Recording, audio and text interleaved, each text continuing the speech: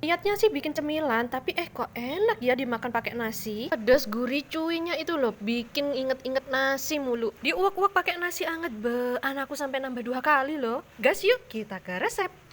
Tadi pagi aku udah beli daging ayam setengah kilo bagian dada. Udah aku pisahin dari tulangnya juga. Udah aku cuci bersih juga. Next, langsung kita potong dadu dan siap kita chopper. Jika kalian mau teknik suwir, it's okay, nggak apa-apa. Tinggal kalian rebus dagingnya dan siap disuwir saat dingin. Untuk kali ini aku lagi kepingin teknik chopper biar dagingnya halus seperti tahu. Teknik ini juga menurutku lebih cepet ya, karena nggak harus merebus ayamnya dulu. Tunggu dingin biar bisa disuwir-suwir. Lebih banyak makan waktu nggak sih? Next, setelah dagingnya halus, kita gongseng-gongseng bentar di atas teflon. Kita aduk-aduk terus, jangan sampai gosong ya. Teknik ini cepet banget kok teman-teman, mungkin 2-3 menit udah selesai. Kalau airnya udah keluar kayak gini, kita buang airnya. Biar apa? Biar dagingnya tetap juicy dan daging nggak overcook. Setelah airnya kita buang, kita gongseng-gongseng lagi kurang lebih setengah menit aja. Gongseng-gongseng perlahan, lalu kita tiriskan.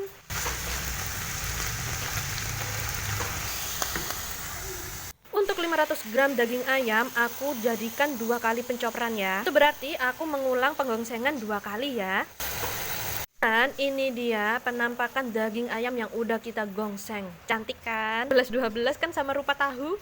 Lanjut, kita sisihin daging ayamnya dulu. Kita beralih ke pembuatan bumbu halusnya. Bumbunya simple banget, cuma bawang, baput, cabai merah besar, cabai rawit sesuai selera, dan sedikit jahe biar amis dagingnya hilang. Next, kita gongseng bumbu halusnya pakai api sedang aja.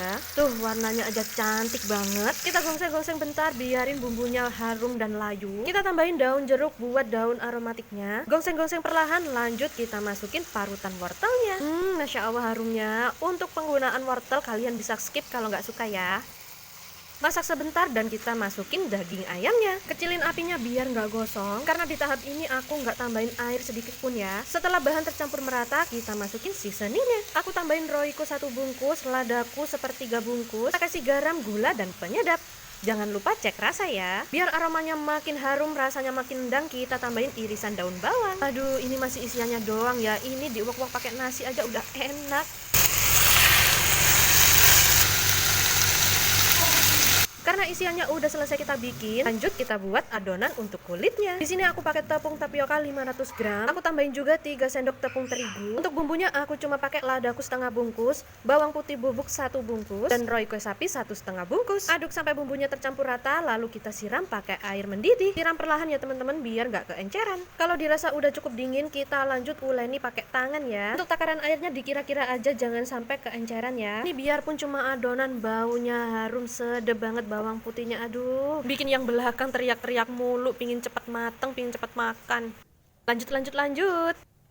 Kalau teksturnya udah kalis kayak gini, itu tandanya adonan kita udah jadi. Ambil adonan secukupnya, kita padatkan lalu kita pipihkan. Kita sesuaikan ukuran lebarnya pakai cetakan yang kita pakai ya. Jujur di bagian ini ekstra kesabaran kita diuji, karena ini prosesnya lama banget satu persatu, ampun. Untuk tips dari aku, kalau adonan kulitnya udah mulai pecah dan kadar airnya mulai habis, kalian bisa uleni adonannya kembali pakai sedikit air mendidih. Supaya apa? Supaya adonannya bisa tetap lentur, mudah dibentuk dan tidak mudah sobek. Jangan lupa setiap kali penggunaan, yang dalam cetakan kita taburi pakai sedikit tepung terigu. Tuh kan, bentuknya cantik banget, gemoy, padat. Untuk satu resep adonan ini kira-kira aku dapat 28 pieces cireng. Banyak banget ya ternyata.